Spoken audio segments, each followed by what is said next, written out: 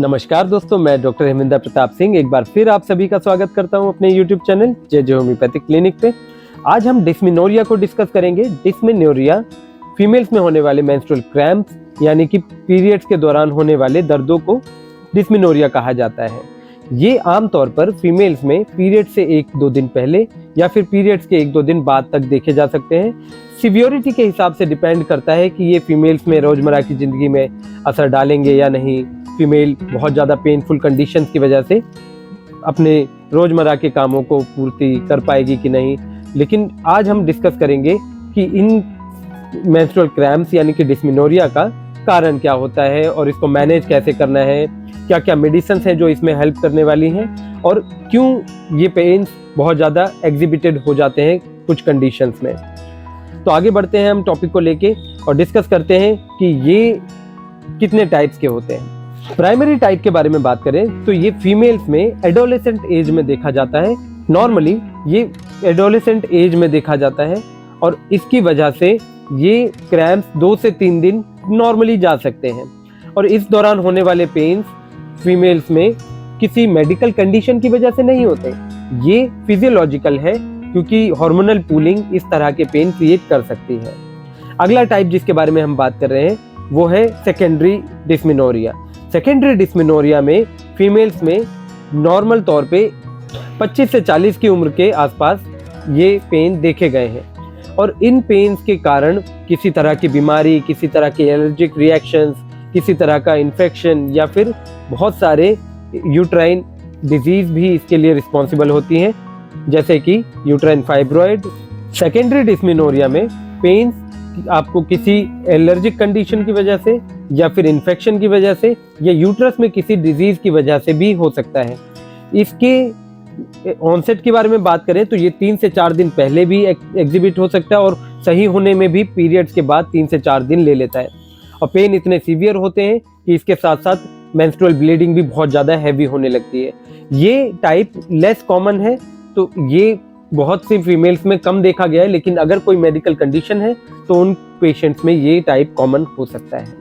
इसके अलावा बात करें तो इसके एज ग्रुप में 25 से लेकर 40 साल की औरतें इंक्लूड होती हैं। डिस्मेनोरिया के कारणों के बारे में बात करें तो पहला कारण अपने आप में एक हार्मोन है जिसे हम प्रोस्टाग्लैंडिन कहते हैं। ये प्रोस्टाग्लैंडिन रिलीज कहाँ होता है, इससे पहले हमें जानना होगा कि मेंस्ट्रुएशन होती कैसे है। फीमेल्स में जब ओवम रिलीज होता है तो ओवम का इस्तेमाल आगे प्रेगनेंसी के लिए किया जाता है।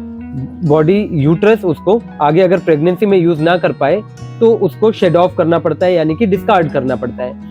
ये डिस्कार्डेशन तब होगा जब बॉडी प्रोस्टाग्लैंडिन्स को रिलीज करके यूट्राइन एंडोमेट्रियम को शेड ऑफ करेगी। यूट्राइन क्रैम्प्स क्रिएट करेगी और क्रैम्प्स की वजह से यूट्रस इतना टाइट हो जाता है कि वो पेनफुल भी होने लगता है और इसी के साथ साथ इन कॉन्ट्रैक्शंस की वजह से अंदर से एंडोमेट्रियल थिकनेस शेड ऑफ होने लगती है और इसी की वजह से मेंस्ट्रुअल ब्लीडिंग चालू हो जाती है। तो हाँ, प्रोस्टाग्लैंडिन की अगर हम बात करें तो यही रिस्पॉन्सिबल है फिजियोलॉजिकल टाइप के डिस्मेनोरिया के लिए। इस डिस्मेनोरिया में नॉर्मल तौर पे आप डिस्कम्फर्ट फील कर सकते हैं और इसी के साथ साथ पेन थाइस से लेके ऊपर कमर तक चढ़ सकते हैं। ब्रेस्ट टेंडरनेस भी फीमेल्स में देखी गई है।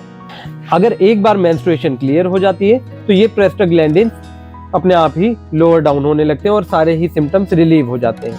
सेकेंडरी डिस्मेनोरिया के टाइप के बारे में बात करें तो इसमें पीसीओडी और यूट्राइन फाइब्रॉइड की वजह से भी ये टाइप क्रिएट होता है। आप इन सभी चीज़ों के बारे में जानकारी के लिए मेरी वीडियो से भी रेफरेंस ले सकते हैं। मैंने पहले ही इन टॉपिक्स पे वीडियो बना रखी है। अगले टाइप के बारे में बात करें तो पीआईडी, पेल्विक इन्फ्लेमेटरी डिजीज, जो कि किसी भी इन्फेक्शन या फिर बहुत ज़्यादा allergic reaction of pooling hormones की वजह से होने लगे या किसी भी एंजाइटी की वजह से भी ये पीआईडी देखा जा सकता है।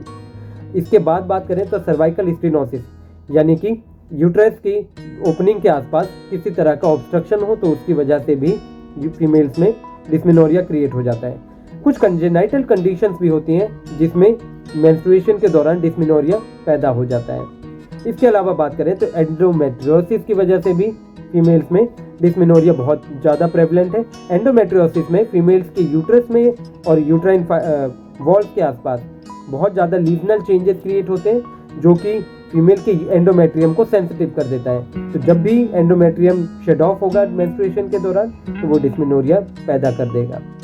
यहाँ हमें सेकेंडरी टाइप्स को जानना क्यों जरूरी है, ताकि अगर यहाँ हमें ये सब टाइप्स जानने की ज़रूरत क्यों है, ताकि फीमेल अगर किसी डिस्मेनोरिया के सिम्टम्स से होकर गुजर रही है तो वो उसको नॉर्मल ना समझे। इनको सिम्टम्स को आइडेंटिफाई करने के लिए उनको ये सब कंडीशंस पता होना चाहिए।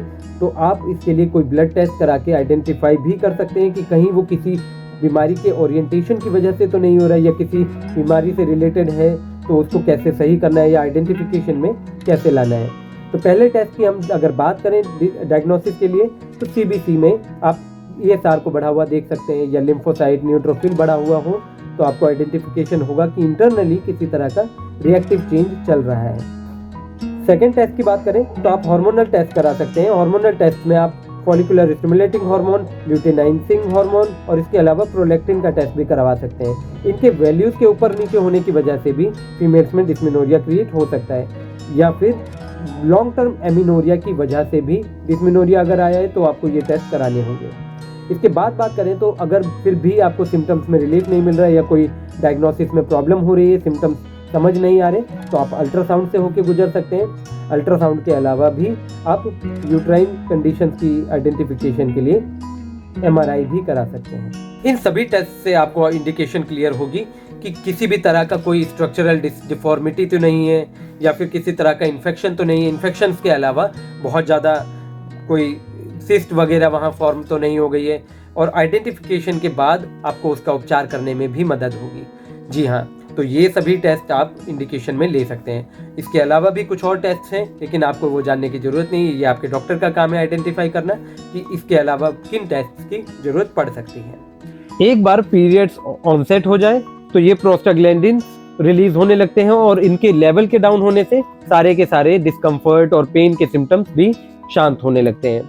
बट समटाइम्स ऐसा नहीं होता। कुछ फिजियोलॉजिकल कंडीशंस के अलावा जब पैथोलॉजिकल चेंजेस होते हैं तो उस कंडीशन में ये पेन्स डोमिनेंट ही रह जाते हैं। हाँ, आगे हम बात करते हैं इनके सिम्टम्स के बारे में। तो सिम्टम्स में हमें पता चलेगा कि क्या क्या सिम्टम्स किन किन कारणों से हो सकते हैं, और उसके मैनेजमेंट के बारे में भी हम जानेंगे। तो पहला सिम्टम जिसके बारे में हम बात कर रहे हैं वो है feeling of pressure in your abdomen. पेट के लोअर हिस्से में बहुत ज़्यादा हैवीनेस के साथ साथ प्रेशर बने रहना डिस्मेनोरिया का ही एक सिम्टम है। इसके अलावा बात करें तो एकिंग और बहुत ज़्यादा throbbing pain in your lower abdomen. जो पेड़ू वाला एरिया है उसमें बहुत ज़्यादा तसतसाहट के साथ, थ्रॉबिंग के साथ पेन होने डिस्मेनोरिया के सिम्टम्स में आता है। और इसके साथ साथ लोअर बैक और थाइज के अंदर जकड़न बढ़ते जाना, इसके साथ साथ वॉमिटिंग, नोजिया अगर सिम्टम बहुत ज़्यादा सीवियर हैं तो, और उसी के अलावा बहुत ज़्यादा कमजोरी भी इसका एक सिम्टम है। यहाँ हम डिस्मेनोरिया का बहुत कॉमन सा सिम्टम है अगर बात करें तो मूड स्विंग्स बहुत कॉमन हो जाते हैं। इस दौरान पीरियड्स के टाइम पे मूड स्विंग्स बहुत ज़्यादा होने लगते हैं फीमेल्स को, और लेथार्जी की वजह से एग्जॉशन भी बहुत कॉमन हो जाता है। कुछ फीमेल्स में फीवर भी देखा गया है, और इसके साथ साथ यूरिन में डिस्कम्फर्ट भी होने लगता है। इवन समटाइम्स केसेस के साथ साथ अगर कॉम्प्लिकेशंस की बात करें तो बहुत ज़्यादा डिस्कम्फर्ट के साथ साथ डायरिया के अलावा कॉलिक की कंडीशन बढ़ती चली जाती है। तो एक्सेसिव मेंस्ट्रुएशन भी बहुत ज़्यादा देखी गई है। पीरियड्स में ब्लड का लॉस बहुत ज़्यादा बढ़ जाता है। आगे हम बात करें कि इसके होने का खतरा किन फीमेल्स में ज़्यादा है, तो उसमें सबसे पहला आता है बायोलॉजिकल पेरेंट्स अगर किसी के इस कंडीशन से होके गुजरे हैं। हाँ, मतलब कोई फीमेल है जिसकी मदर को ये बैकग्राउंड में रहा था, तो आनुवांशिक रूप से उस फीमेल को भी हो सकता है कि इस सिम्टम से होके गुजरना पड़े। और इसके अलावा अगर आप स्मोकिंग करते हैं या फिर अल्कोहल लेते हैं तो भी आपको डिस्मेनोरिया के सिम्टम से होके गुजरना पड़ सकता है। इसके अलावा अगर बात करें तो आप अगर 20 या उससे कम की उम्र के हैं तो इन कंडीशन में हार्मोनल पूलिंग बहुत ज़्यादा होती है, तो एलर्जिक कंडीशंस की वजह से PID और PID की वजह से डिस्मेनोरिया बहुत ज़्यादा कॉमनली देखा गया है। और फर्स्ट पीरियड्स के दौरान जैसे कि फीमेल प्यूबर्टी से होकर एडोलेसेंट में आती है, एडोलेसेंस वाले एज में मेंस्ट्रुएशन जब चालू होती है तो इनिशियल पीरियड्स के दौरान भी ऐसे एक्सेसिव मेंस्ट्रुएशन की वजह से बहुत ज़्यादा मेंस्ट्रुअल ब्लीडिंग के साथ साथ डिस्मेनोरिया के सिम्टम्स देखे जा सकते हैं। फीमेल्स में मेंस्ट्रुअल क्रैम्प्स को कंट्रोल करने के लिए कुछ मैनेजमेंट पोर्शंस भी हैं, जिनसे इनको कंट्रोल किया जा सकता है। पहले तरीके के बारे में बात करें तो इसमें आप हॉट पैड्स का इस्तेमाल कर सकते हैं या फिर हॉट वाटर बॉटल्स का इस्तेमाल करके इन पेन्स को कम किया जा सकता है। जी हाँ, इस कंडीशन में जहाँ दर्द हो, बहुत ज़्यादा सूजन फील हो रही हो, तो फीमेल हॉट बॉटल्स को अप्लाई करके इसकी सिकाई करके कुछ रिलीफ पा सकती हैं। इसके बाद बात करें तो बहुत स्पेसिफिकली उनको रेस्ट तो लेना ही होगा। बहुत ज़्यादा एक्टिव रहेंगे और बहुत थकान वाला काम, कोई एग्जॉशन वाला काम कर रहे हैं तो इससे परेशानी बढ़ेगी। तो आपको रेस्ट करना होगा। रेस्ट लेने से आपको मेंटल लेवल पे और फिजिकल लेवल पे भी आराम मिलेगा। इसके बाद कुछ खान पान में भी चेंजेस करने होंगे, जैसे शुगर डाइट आपको अवॉइड करनी है या फिर कैफिनेटेड फूड आपको कम करना होगा। इसी के साथ साथ आपको चाय या कॉफ़ी या फिर कैफिनेटेड ड्रिंक्स को अवॉइड करना होगा। इसी के साथ साथ आपको अल्कोहल का इस्तेमाल नहीं करना है। अल्कोहल के अलावा आपको स्मोकिंग भी छोड़नी होगी, क्योंकि इन सब चीज़ों से टॉक्सिन्स की मात्रा और ज़्यादा बढ़ सकती है और पीआईडी के साथ साथ मेंस्ट्रुअल डिस्मेनोरिया बढ़ जाएगा। इसको कंट्रोल करने के लिए आपको बहुत अच्छे से एक्सरसाइज या फिर वॉक करनी है।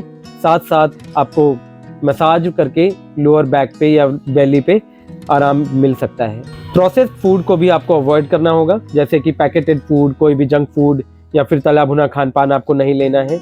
इस दौरान इन सब खान पान से भी परेशानियां बढ़ सकती हैं। कुछ और नेचुरल तरीकों के बारे में बात करें तो उसमें योगा आप कर सकते हैं। योगा के कुछ पोजेस हैं जो आपको मेंस्ट्रुएशन से रिलीफ देने में हेल्प करते हैं, और इसके अलावा ब्रीदिंग एक्सरसाइजेज या फिर रिलैक्सिंग एक्सरसाइजेज भी आप कर सकते हैं। और इसके अलावा कुछ एंटीऑक्सीडेंट्स का इस्तेमाल भी आप जरूर करें, जैसे कि ग्रीन टी या ग्रीन एप्पल, और इसके अलावा जिंजर, नट्स वगैरह से भी आपको हेल्प मिलेगी। कुछ कंडीशंस में इन सब चीज़ों का इस्तेमाल करने से बहुत अच्छे से डिटॉक्सिफाई होने में हेल्प मिली है, और मैं देखता हूँ मेरे पेशेंट्स भी इस तरह की चीज़ें लेते हैं तो उनको आराम मिल जाता है। और यहाँ पे आप हरी पत्तेदार सब्जियों को ना भूलें। इन सभी चीज़ों के बीच में ग्रीन लीफी वेजिटेबल्स आपको इंटरनली बहुत ज़्यादा डिटॉक्सिफिकेशन में भी हेल्प करेंगी।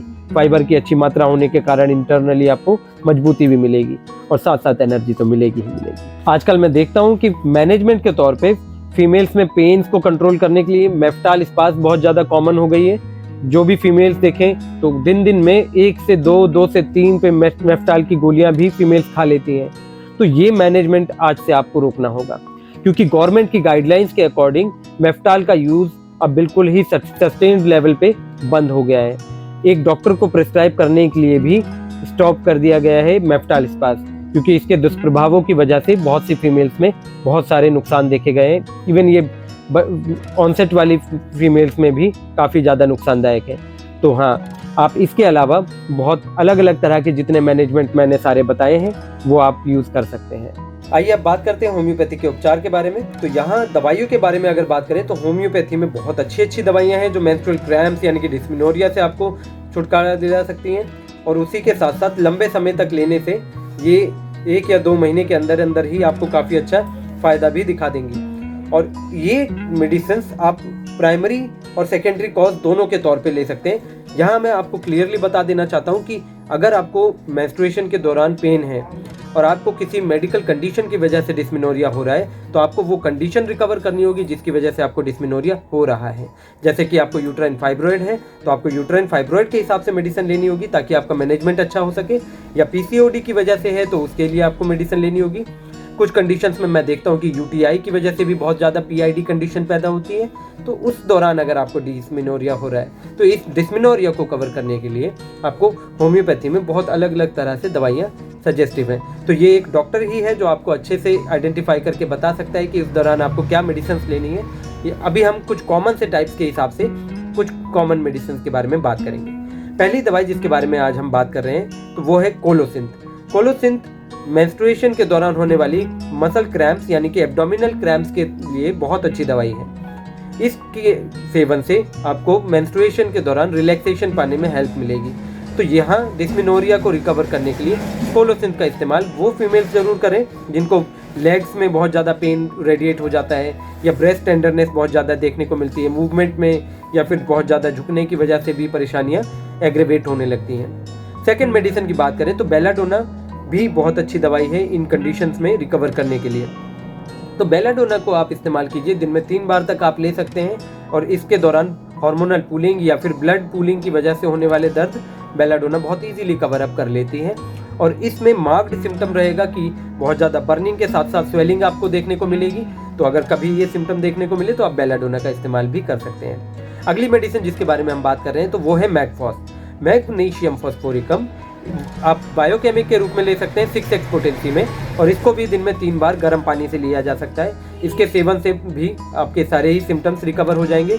इसके अलावा भी बहुत अच्छी दवाइयाँ हैं जो होम्योपैथी में मेंस्ट्रुअल क्रैम्प से रिकवरी देती हैं, जैसे वाइबर्नम ओप्युलस, कैंथरिस के अलावा हम बात करें तो एकोनाइट या कोलोफाइलम को भी आप इस्तेमाल में ला सकते हैं। कुछ केसेस में रस्टॉक्स का भी इस्तेमाल किया जाता है।